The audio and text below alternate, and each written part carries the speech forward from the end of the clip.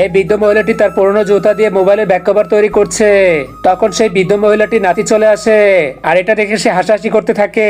সে তখন বলতে থাকে, আরে বুড়ি, যদি মোবাইলের ব্যাক কভার কেনার ক্ষমতা থাকে তবেই মোবাইল চালাবে। এই কথা বলে তার নাতি সেখান থেকে মোবাইলটি নিয়ে চলে যায়। আর এই বিষয়গুলো বৃদ্ধ মহিলার স্বামী দূর থেকে দেখতেছিল। তার বিষয়টা অনেক খারাপ লাগে। সেই বৃদ্ধ মহিলাটার স্বামী মনে মনে ঠিক করে, আমি আমার ওয়াইফকে একটা ব্যাক কভার বানিয়ে গিফট করব। তারপর সে বাড়ির মধ্যে গিয়ে প্রথমে একটা কাঠের টুকরো নিয়ে নিল, তারপর তার যন্ত্রপাতিগুলো বের করে নিল, তারপরে পেন্সিল দিয়ে কাঠের উপর মার্ক করে নিল।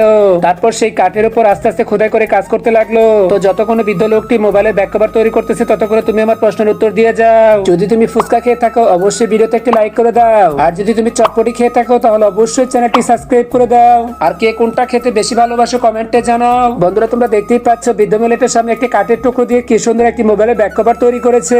এই বৃদ্ধ লোকটি অনেক কষ্ট করে এটা বানিয়েছে, তারপর তার স্ত্রীকে এটা গিফট দিল। এটা পেয়ে বৃদ্ধ মহিলাটি অনেক খুশি হলো।